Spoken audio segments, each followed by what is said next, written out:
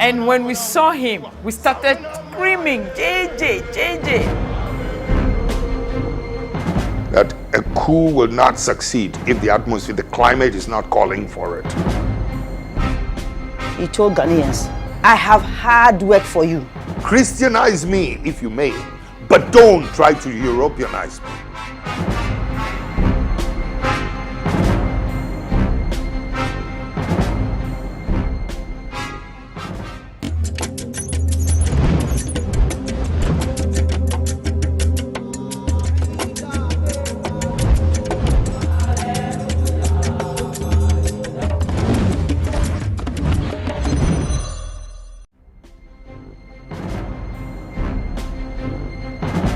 In June 1979, Ghana was at a crossroad. Another military coup was at hand. A young Air Force pilot who a few weeks before had been court-martialed and was awaiting execution was broken out of jail by his colleagues to lead what would be later known as the June 4th Revolution. Little was known of this man who would later be instrumental in changing the future of Ghana forever. His name, Jerry Rawlings.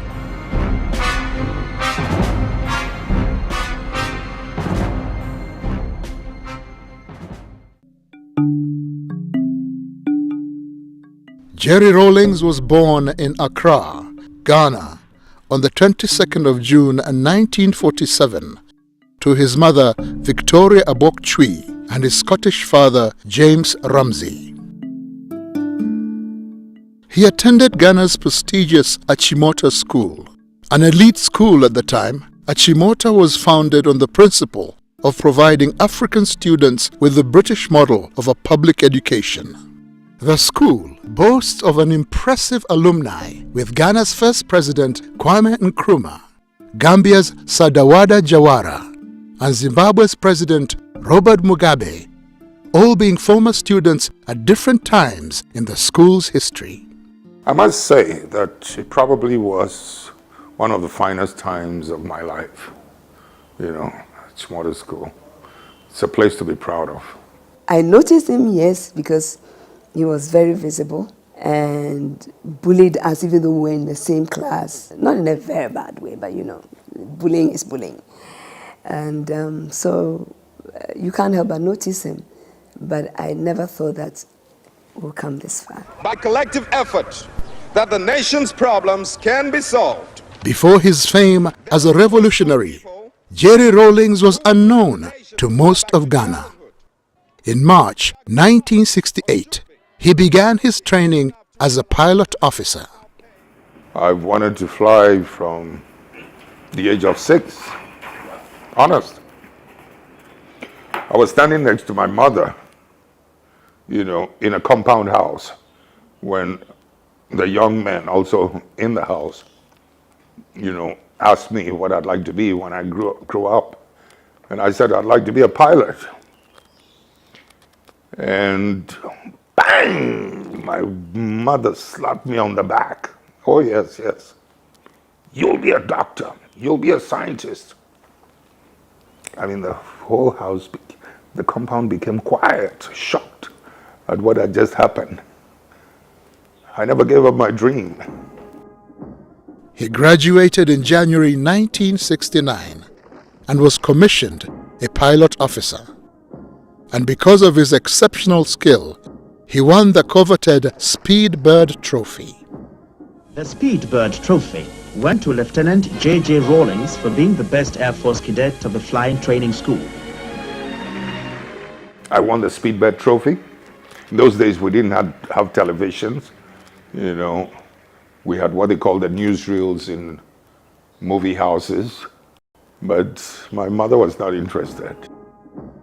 He earned the rank of flight lieutenant in April of 1978. The early years of independence in Ghana were filled with great hope for the future with the country's first president Kwame Nkrumah's leadership. set to catapult Ghana into a new era.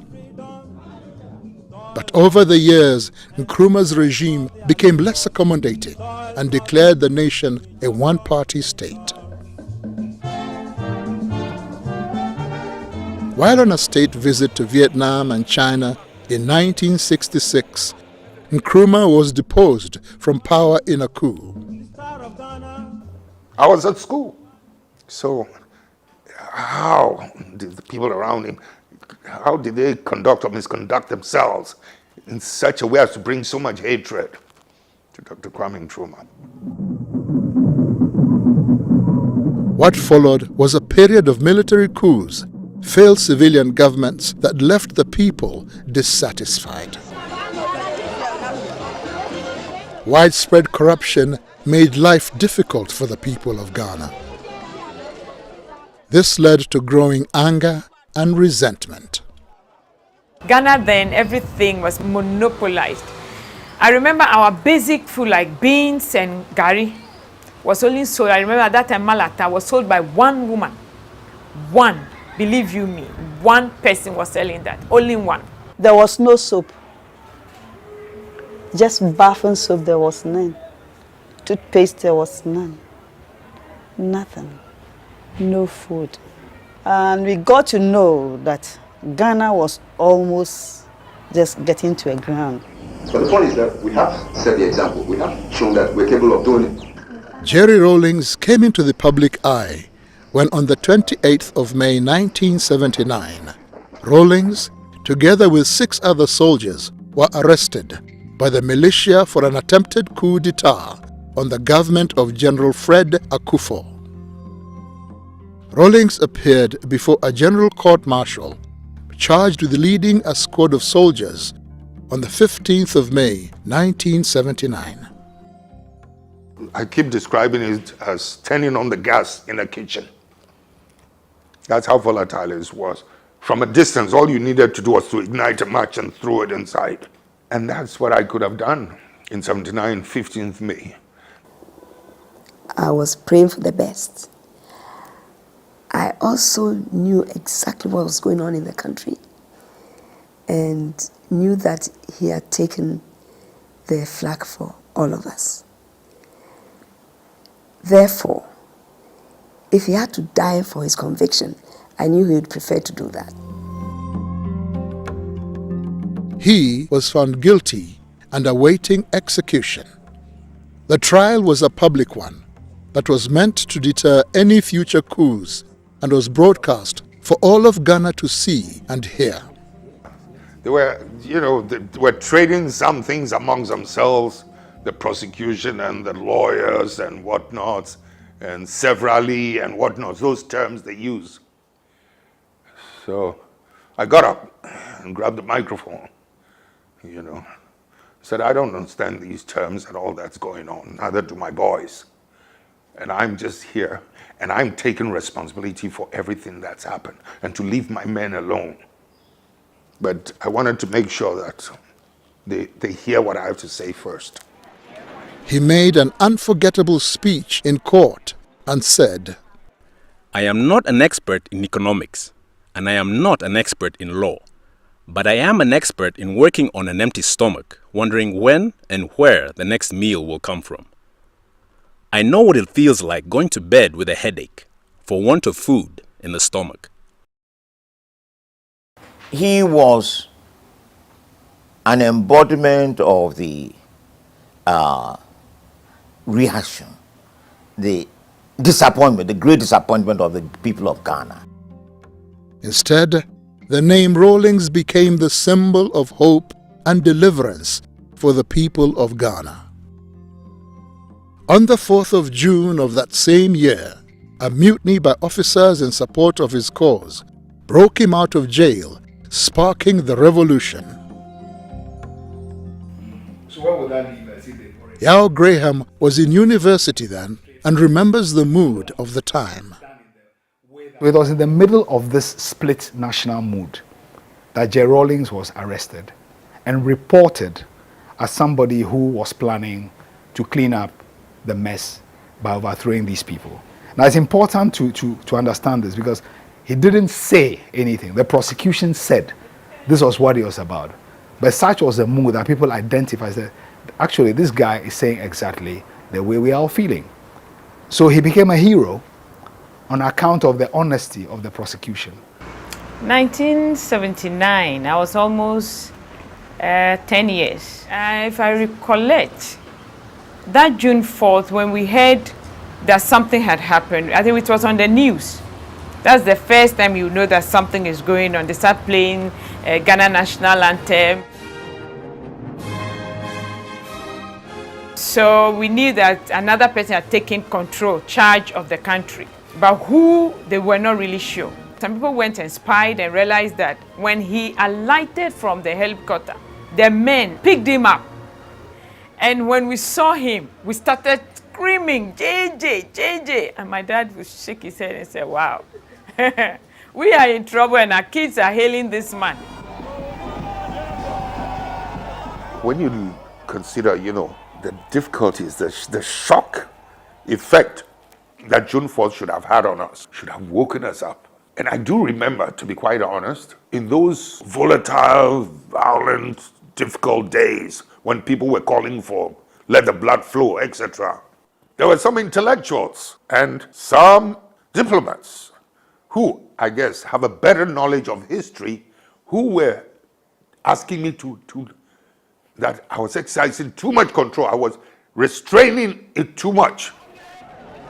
Jerry Rawlings and his soldiers formed the Armed Forces Revolutionary Council, AFRC. I didn't expect to be here. Later, the AFRC carried out what Rawlings described as a house cleaning exercise. This was basically the identifying of leaders that were deemed corrupt. The leaders were either sentenced to prison for their crimes or in some cases executed by the AFRC. 3 months later, on 24th September 1979, the AFRC allowed Hila Liman to head Ghana and the People's National Party, PNP. However, Hila Liman's presidency was short-lived.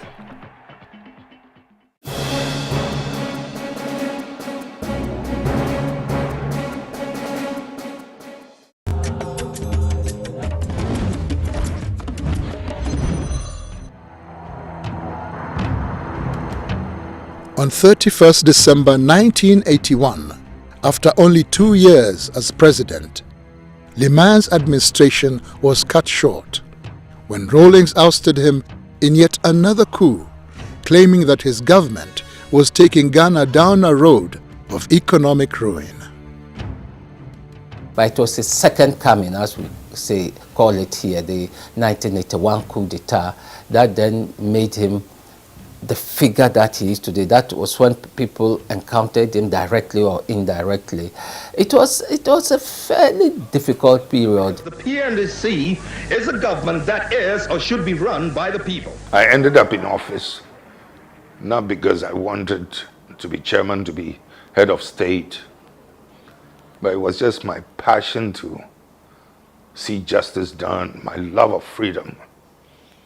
That's what puts me always in this position, or put me in this position.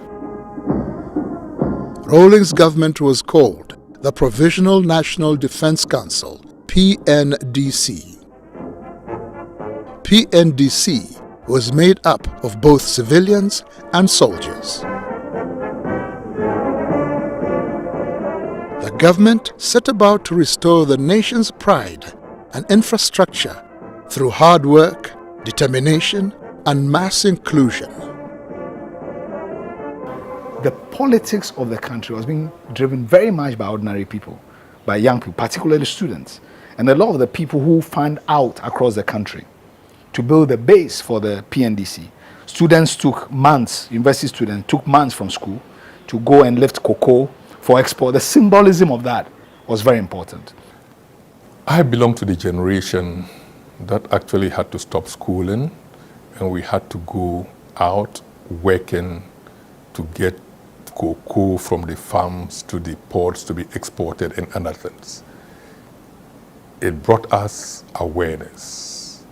If earlier on we thought there was a thin divide between the people and government, now that alone told us that we are the government and it's the people who make up the government, and that it is time for us to stand up for our own rights. That is what Jerry Rawlings represents for most of the people of my generation.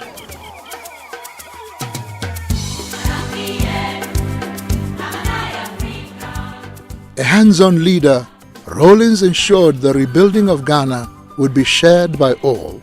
Soldier and civilian took part, with no task too big or too small.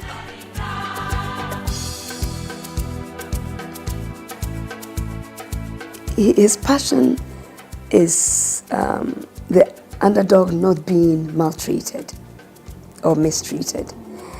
And looking at a situation where if we have, let's say, 6 million Ghanaians, he wants to bring all 6 million Ghanaians to a certain level of livelihood.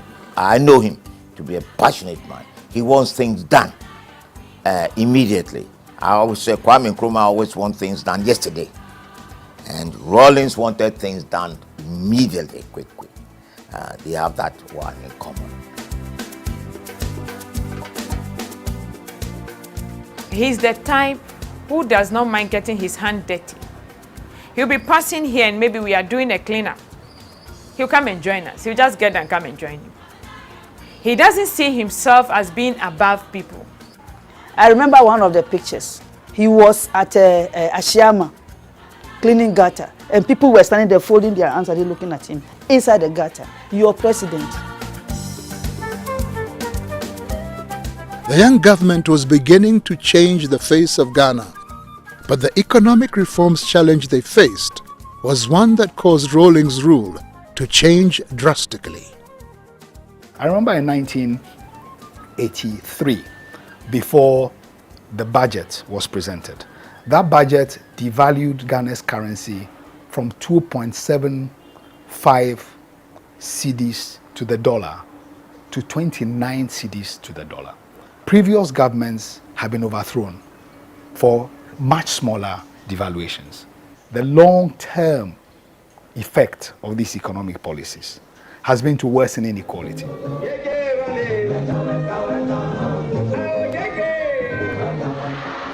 Rawlings' government's response to its critics was to clamp down on opposition. The media in particular was hit hard. Haruna Atta, a journalist, shares his experience. Those were what one would describe as the bad old days when journalists were under siege, sort of. At that time, he was very much seen as the dictator, like the quintessential African dictator. Rawlings and his government had to instill measures that before would seem to be a compromise of their status quo, dealing with the West. Pope John Paul described capitalism, the capitalist economic philosophy, as the savagery of capitalism. What are you going to say about us in the so-called developing world, in Africa? Rawlings is a man of many faces. There was a time I wanted to be a priest, you know. Yeah. Charismatic. How are you? I'm going to take you together with a flower. And now, his long-time secret as an artist has been finally exposed. You may not believe it, but I'd much rather be known as an artist than as a president. Just as I would much rather probably be known for flying skill than being a president. Maybe it's because through this you can see my power of observation, my sense of precision, my striving for excellence. I don't know where you found this, but the point is I've kept quiet about this thing because I haven't done my wife's portrait yet, you know. If I'd done my wife's portrait also, I would have felt good about, displaying this. A family man, he is married to Dr. Nana Ajeman Rawlings, his childhood sweetheart. He doesn't remember. I remember the first place I met him in primary school at a school called Mrs. Sam's School. And he obviously didn't recognize me because I was black, I was dark. Because this lady was fair, and there were a lot of fair kids in the school. And she actually used to discriminate between the fair and the dark ones. So the fair ones knew each other and the dark ones knew each other. So he didn't see me, but I saw him. It's just a joke I crack all the time. Nana, in the first place, was somebody I noticed from the age of 14, somebody I've been in love with. It wasn't until about 5-6 years later that she would even allow me to hold her hands, type of thing. Oh, it took a long time. Together, they have 4 children: Ezanata, Amina, Ya Asentwa, and the only son, Kimathi Rawlings. As if to protect them, Rawlings, being in the center stage of politics, created a deliberate wedge between his children and himself. In the event that his life would be taken, his children would be able to cope in his absence. I avoided my daughters, for some years. I mean, I'd see them, but I did not want to develop any emotional attachment with them.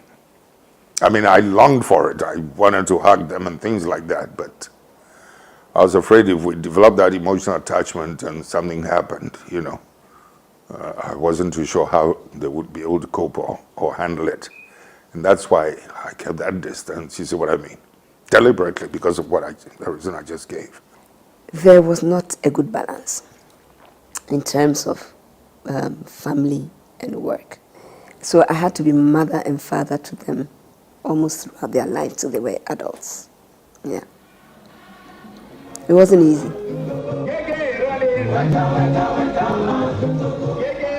He is also famous for being stubborn. In being stubborn, mind you, while I was in high office as chairman of the PNDC within the revolution or head of state, my stubbornness did not translate itself into stopping our people from doing something that I felt would hurt us. One would sometimes allow it in order not to break the growing confidence in our people. They sometimes needed to make a mistake. My stubbornness did not stand in the way. In the early 1990s, the African continent began to experience a new wave of political structure, the return of multi-party politics. Much like the 1960s, as country after country gained independence from colonial powers, now the people wanted more. Rawlings, always able to read the mood of the people, was quick to embrace it, changing his government from military to civilian.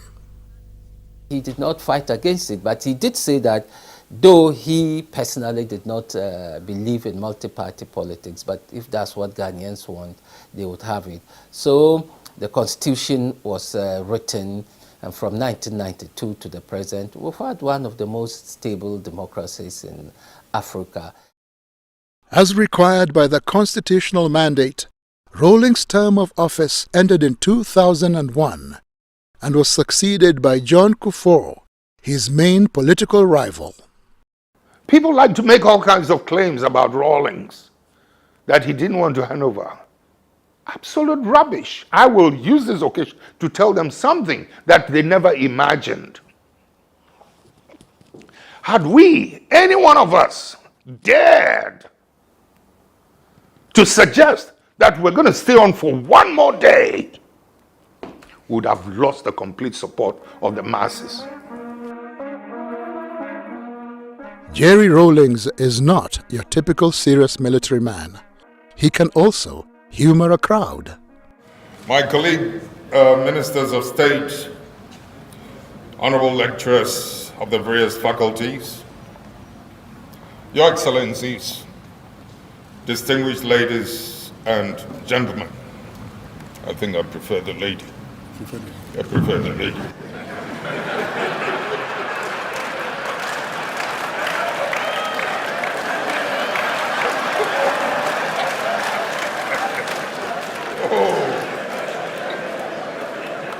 I mean, this little warmth you want to enjoy, he wants to come up.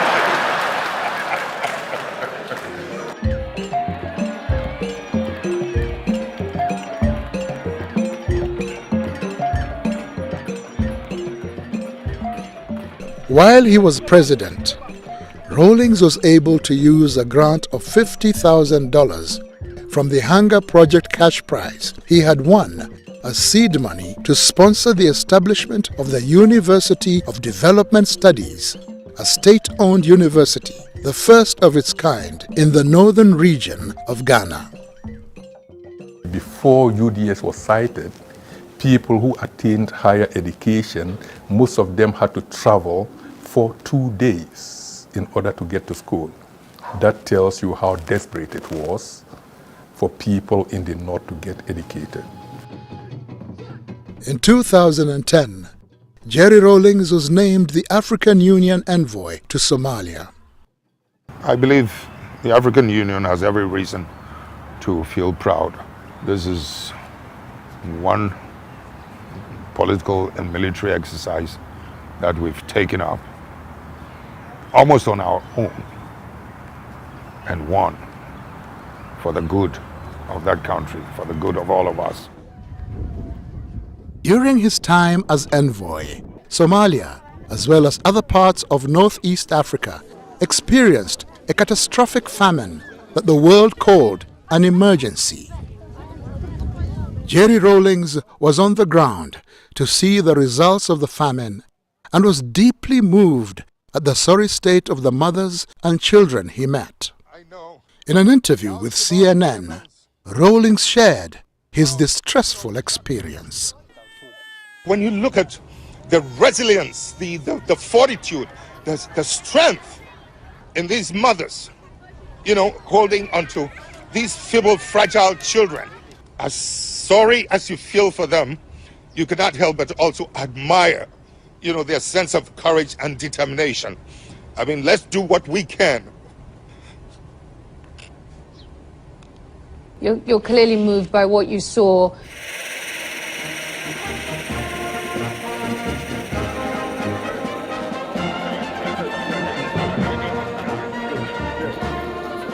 You may like him, you may not like him, you may agree with some of his methods, or you may not agree with some of his methods, but you cannot be in denial. You shouldn't be in denial because he's occupied a major part of the country's history. After 18 years in power, where you can say that actually, if you look at the sweep of Ghanaian history, Jerry Rawlings is the second most important ruler in Ghana's history after Kwame Nkrumah.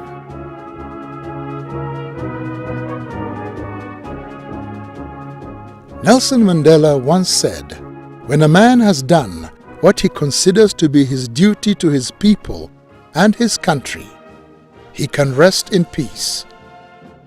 This, perhaps, is the case of the boy who had a dream to fly, and to fly he did, but he also became president. John Jerry Rawlings, the man who came, saw, and conquered.